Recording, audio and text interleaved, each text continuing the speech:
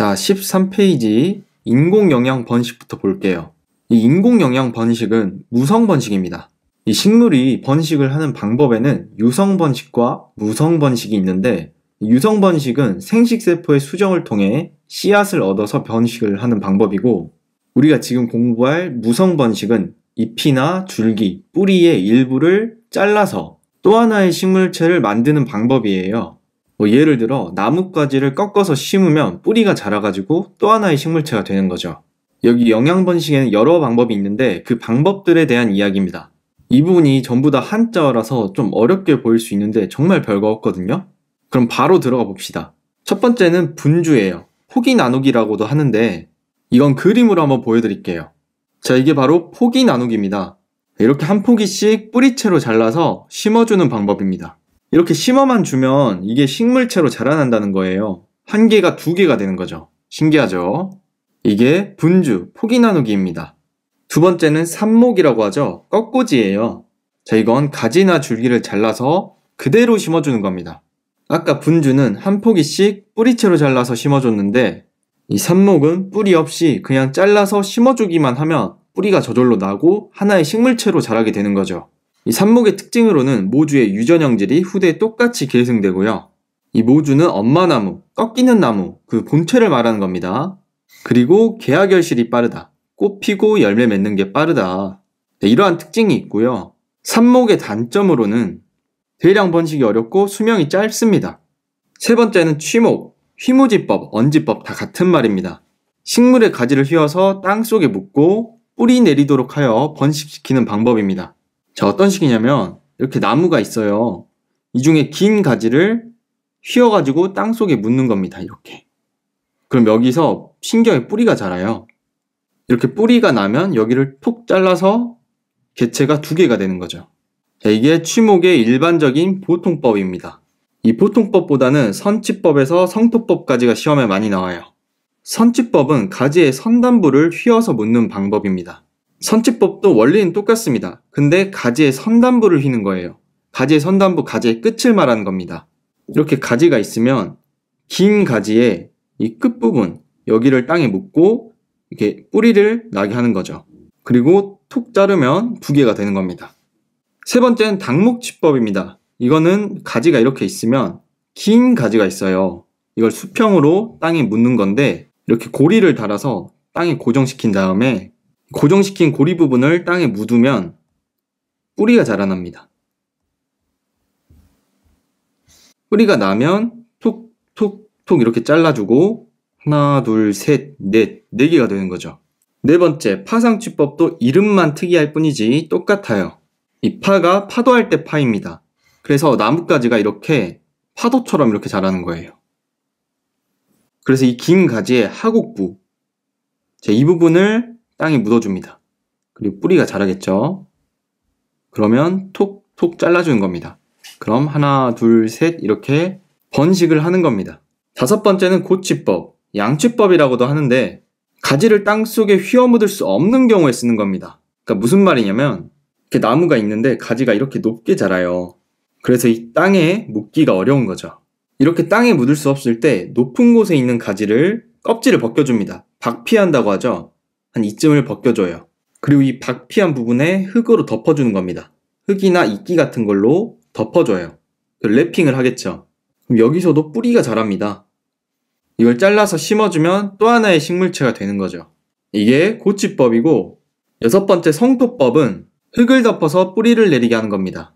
이렇게 가지가 있으면 여기다가 흙을 이만큼 덮는 거죠. 그럼 여기서 뿌리가 자라겠죠. 이걸 잘라서 사용하는 겁니다. 다음 네 번째는 접목입니다. 접붙이기라고도 하는데 이거 이름만 들어도 느낌 오시죠? 붙이는 거예요. 뭘 붙이냐? 식물의 가지, 눈, 뿌리 따위를 잘라서 다른 식물에 붙이는 방법입니다. 어떻게 붙이냐면 여기 A나무와 B나무가 있는데 이걸 이렇게 각각 자릅니다. 잘라서 이 윗부분 띄워버리고 이거를 여기다 갖다 붙이는 겁니다. 이렇게 하나의 AB나무가 만들어지는 거죠. 자, 그럼 여러분 여기서 의문점이 생겨야 됩니다. 잘 생각해 보시면 특이한 게 다른 방법들은 잘라서 개체를 더 만들어냈었잖아요. 이렇게 잘라서 2개, 3개 이렇게 만들어냈었는데 이 접목은 두 나무로, 두 개로 한 개를 만들어냅니다. 아니, 두 개로 하나를 만드는데 대체 이 방법을 왜 쓸까 하면 바로 더 좋은 품종을 만들기 위해서예요. 예를 들면 이 A라는 품종은 열매의 품질이 좋습니다. 그리고 이 B라는 품종은 환경에 대한 적응성이 좋아요. 이 두 품종이 가진 장점을 모두 가진 품종을 만들어내고 싶을 때 이때 접목을 쓰는 겁니다. 그래서 나온 이 AB 나무는 열매의 품질도 좋고 환경에 대한 적응성도 좋은 나무가 되는 거죠. 그래서 접목의 장점을 보면 결과 촉진, 열매를 빨리 맺히게 하고요. 수세 조절, 이건 나무의 자람세를 말하는데 나무가 너무 잘 자라도 이거 문제가 생깁니다. 어떤 문제가 생기냐면 이 과실하고 양분 쟁탈이 일어날 수 있고요. 꽃눈이 잘 안 생길 수가 있어요.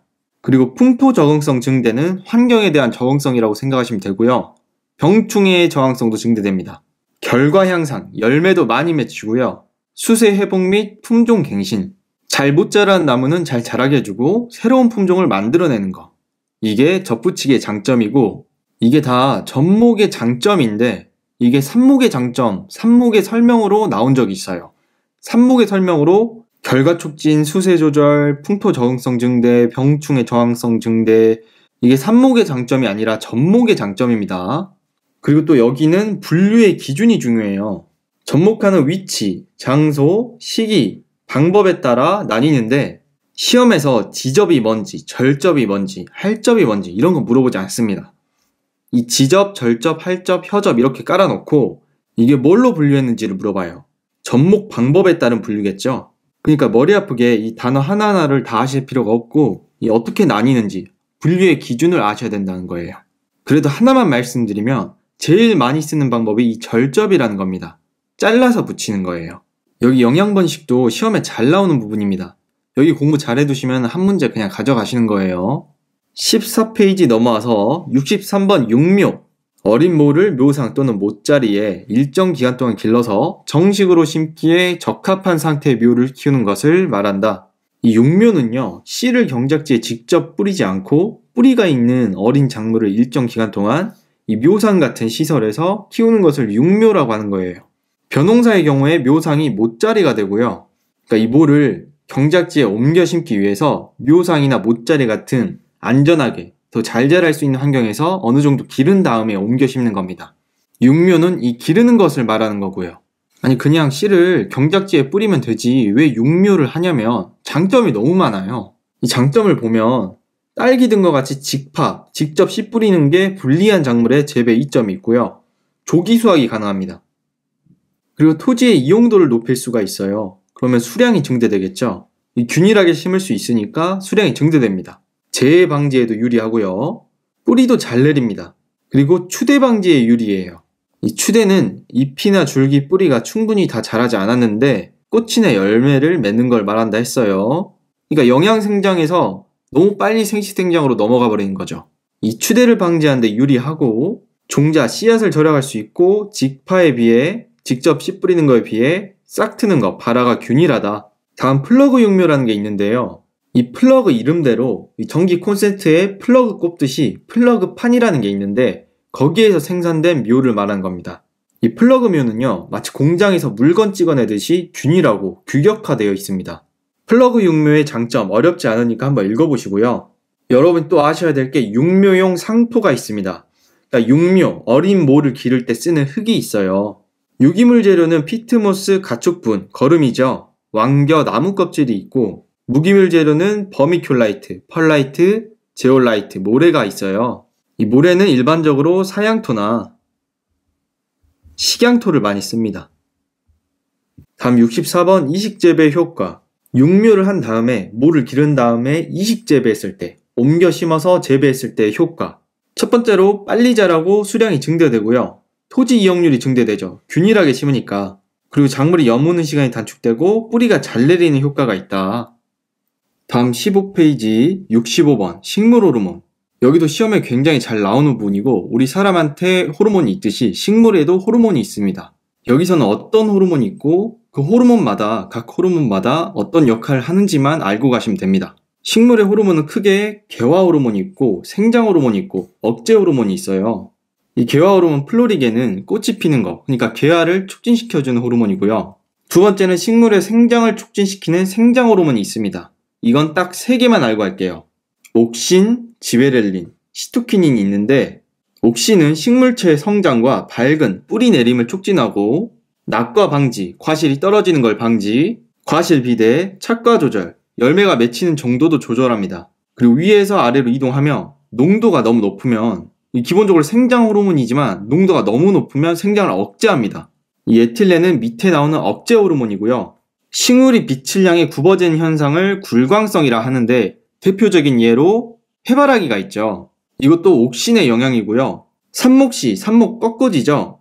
밝은 촉진제, 사과나무 적과제, 사과나무의 낙과 방지제 모두 옥신계 물질입니다.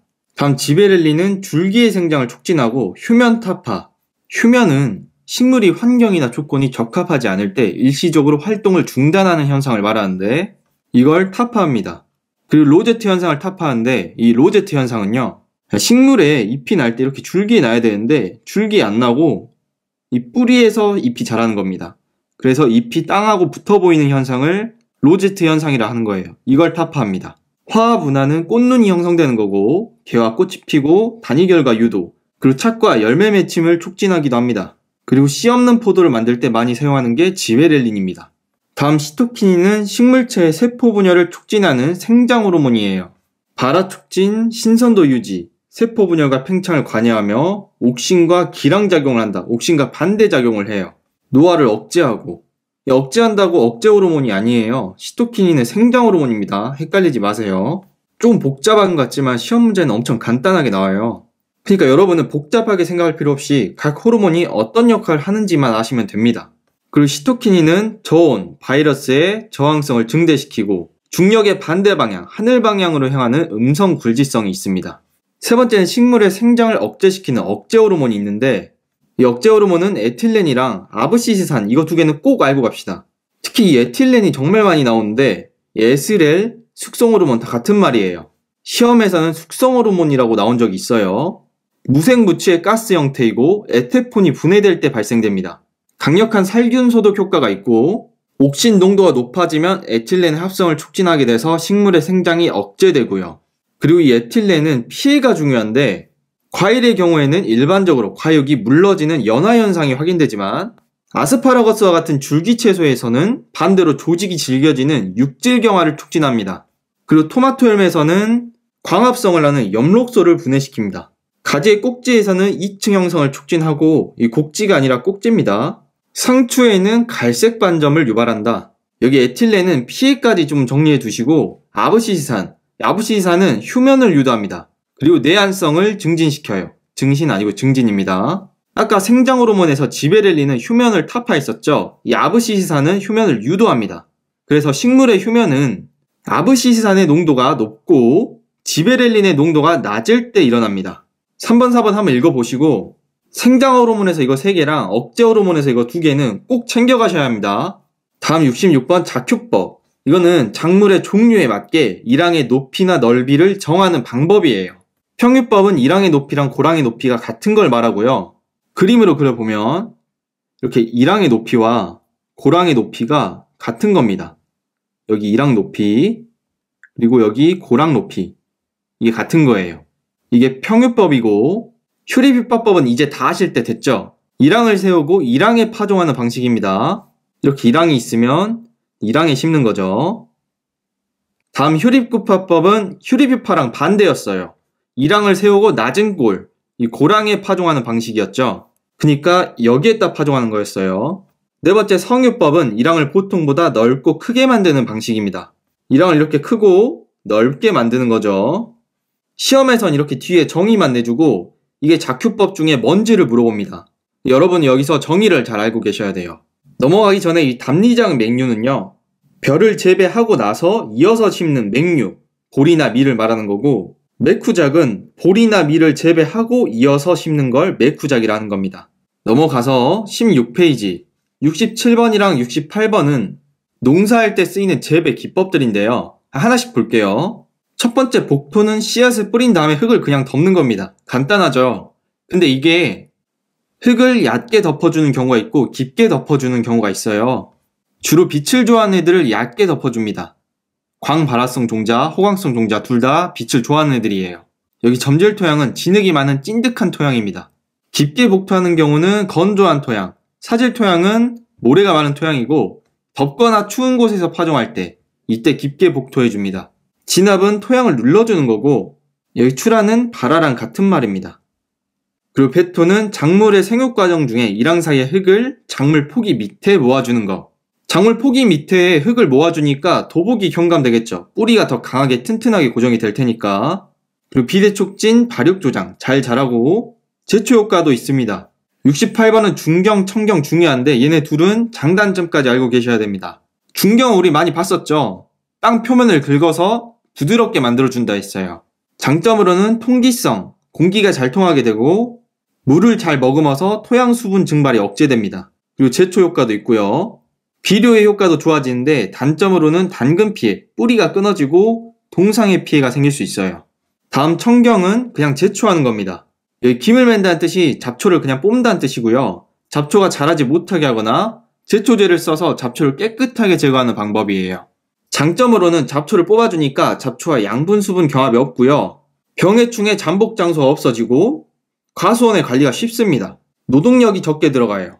단점으로는 토양이 유실돼서 토양에 있는 양분까지 날아가는 양분 용탈이 발생하고 토양에 유기물이 소모됩니다. 그리고 주야간 지온차, 땅의 온도 차이로 수분 증발이 심해지고요. 토양의 침식으로 토양이 깎이니까 입단 형성이 어려워져요. 세 번째 멀칭은요, 그냥 피복해주는 겁니다. 농작물을 재배할 때 비닐이나 플라스틱, 집 등의 피복제로 토양 표면을 덮어주는 거예요. 멀칭의 효과로는 땅의 온도가 올라갑니다. 지온이 상승해요. 그러니까 이불 덮듯이 피복제로 땅을 덮어주니까 지온이 올라가겠죠. 그리고 토양의 수분이 유지됩니다. 토양 및 비료 유실이 방지되고 잡초 발생 억제와 병충해까지 방제돼요. 신장 증수는 잘 자라고 수량이 늘어나는 거고 조기 수확도 가능해요. 69번 연면시비는 식물의 잎에다가 비료를 뿌려주는 겁니다. 이게 왜 뿌려주냐 하면 뿌리 흡수에 문제가 있거나 멀칭 재배와 같이 피복제로 토양을 덮어놔서 토양 시비가 곤란한 경우, 그리고 특정 영양분의 결핍이 예상되거나 병충해 방제, 이럴 때 연면시비를 하는데 여기에 하나 추가할게요. 침수 피해를 입은 경우에도 연면시비를 합니다. 연면시비의 효과로는 미량원소 공급이 용이하다. 미량원소는 앞에 필수원소에서 공부했었죠. 뿌리에 문제가 있을 때도 영양 공급을 할 수 있다 했고 토양시비보다 영양분 공급 속도가 빠릅니다. 연면시비가 토양시비보다 영양분 공급 속도는 더 빠른데 효과는 토양시비가 더 좋습니다. 그래서 뿌리에 문제가 없으면 토양시비 하는 게 더 좋아요. 연면시비를 하는 경우에는 잎의 앞면보다 윗면보다 뒷면에 시비하는 게 좋고 고온기는 피한다까지 체크해 줄게요. 다음 70번 칼슘 결핍으로 나타나는 증상.